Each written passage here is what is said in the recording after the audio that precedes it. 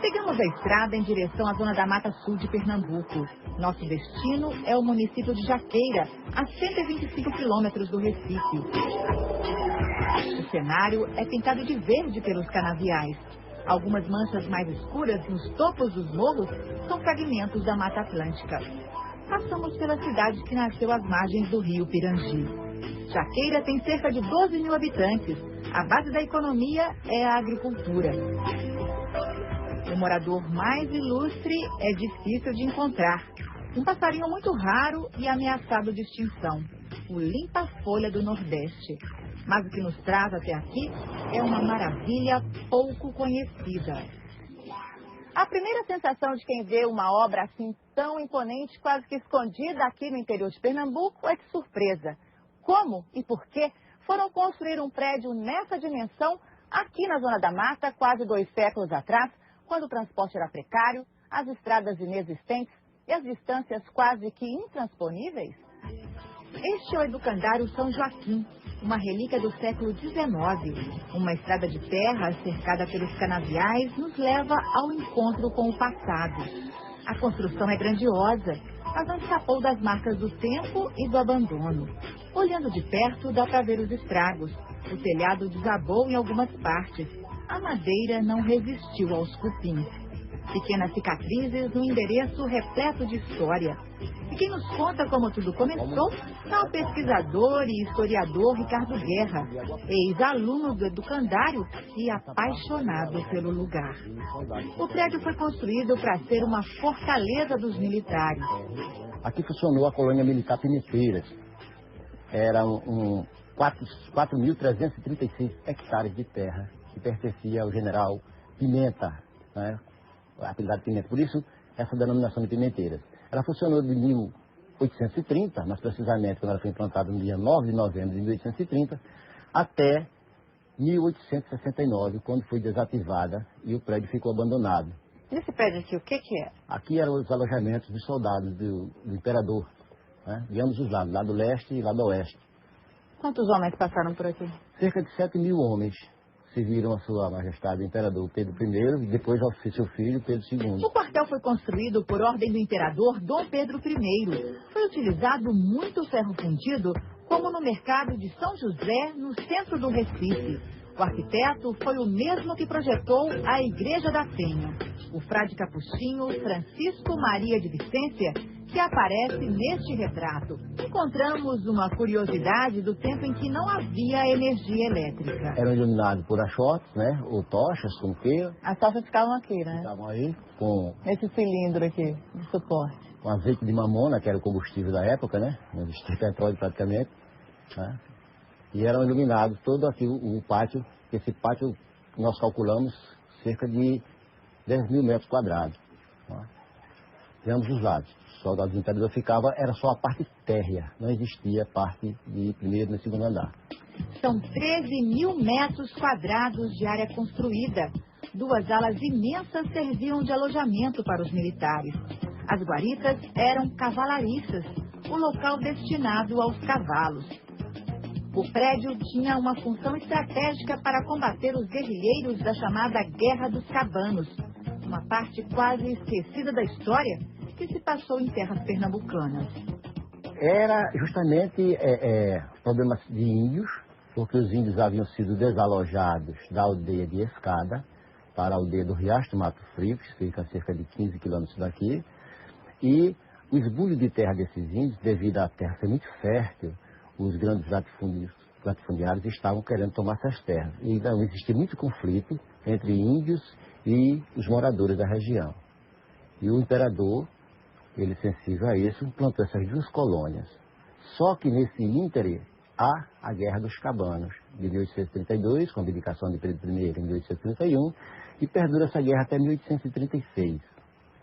Houve muita morte por aqui?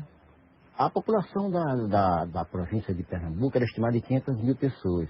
50.000 pessoas se viram envolvidas diretamente e indiretamente nessa guerra. E dessas 50.000 pessoas, 15.000 faleceram de ambos os lados, tanto dos lados dos guerrilheiros quanto do lado do imperador. Eram brasileiros contra brasileiros? Contra brasileiros. Eram etnias de índios, de negros, escravos fugidos dos plantéis da fazenda, e de moradores pobres, sem terra, né? Os poceiros, que faziam suas posses, plantavam seu roçado, uma propriedade do grande latifúndio, e sem mais nem menos, lá, o grande latifúndio lá tomava terra, não indenizava, e eles ficavam, coitados, revoltados. Isso é provado pela história, que houve falsificação de documentação, desbulho de terra, e houve um grande boom de latifúndios, que hoje são as usinas de açúcar, né, que ficaram com todas essas terras dessa população de pobres, negros, escravos e índios. Os latifundiários, então, acabaram ficando com as terras. Eles foram os grandes ganhadores, os grandes dominadores. No prédio dos tempos de guerra, hoje funciona uma escola para 105 crianças da região. A maioria é da área rural. São filhos de agricultores, canavieiros, desempregados, que recebem um ensino de qualidade de graça. Aqui o ensino é o integral, né? Então aqui eles têm, de manhã tem os conteúdos programáticos, né? Eles seguem o planejamento, tudinho. E à tarde são as oficinas pedagógicas.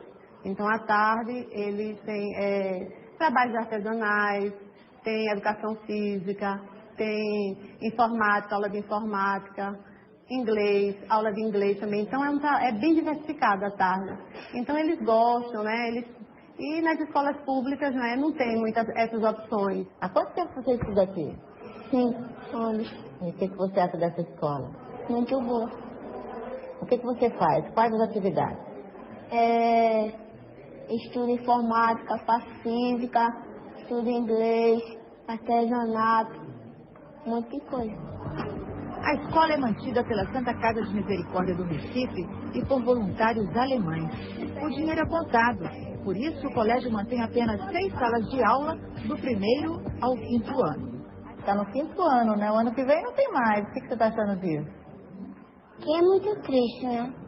Vocês queriam continuar por aqui. Que lembrança você vai levar desse lugar?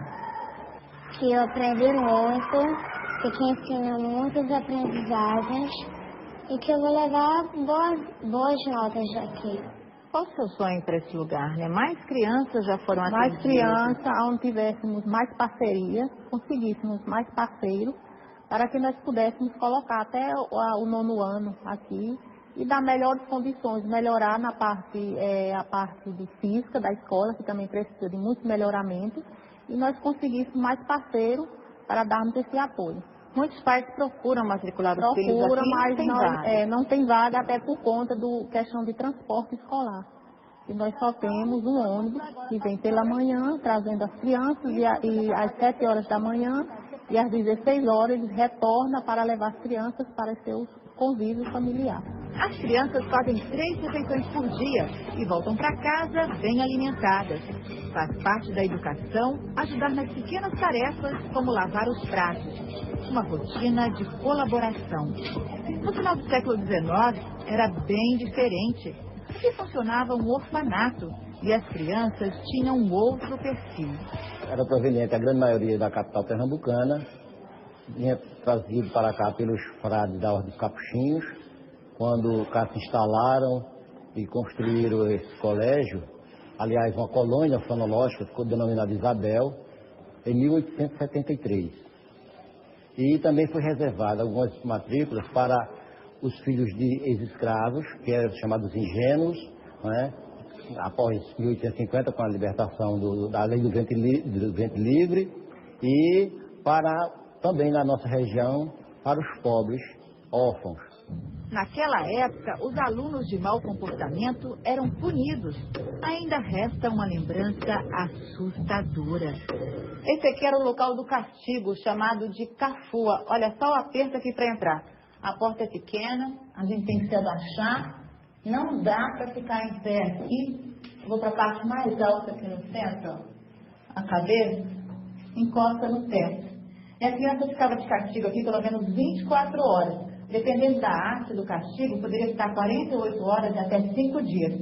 É um lugar muito abafado, a escuridão era total. Olha só quando eu desligo a nossa iluminação. As prisões e os castigos físicos eram comuns.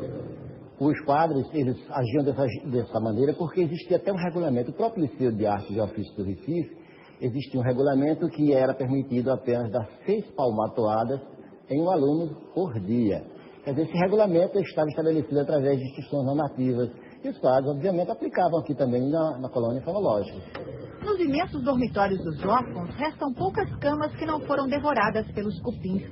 Os espaços enormes, com piso de madeira, guardam histórias de assombração. O professor de ensino profissionalizante Heraldo Araújo, de 68 anos, passou a maior parte da vida entre esses corredores e tem lembranças de arrepiar.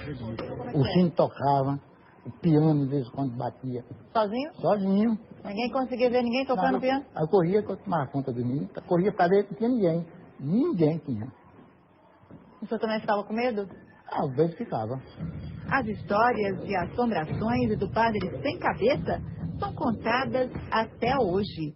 Heraldo, como é que era o barulho que você escutava? Subia a escada, era assim, olha. Isso que horas, assim, da madrugada? 1h, 1h, 2h. Era assim, olha. Nas escadarias ali embaixo. Né? Muitas vezes você correu atrás para ver? Corria. Tem algum menino fugindo. Aí eu corria e não tinha ninguém. Tinha ninguém. É de arrepiar. Então tem assombração aqui. Tem assombração. Eu já estou comigo. E pensar que esse lugar cheio de histórias é apenas um dos 428 imóveis da Santa Casa de Misericórdia. No próximo bloco você vai conhecer a história, o patrimônio e a missão da Santa Casa de Misericórdia.